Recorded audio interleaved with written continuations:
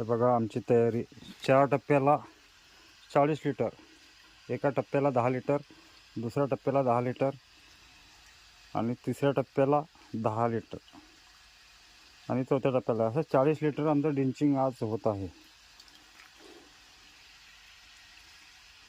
Grow green liquid tonic.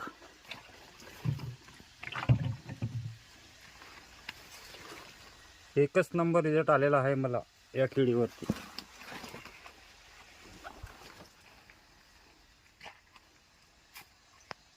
पानाची quality पण पाहू शकता आपण.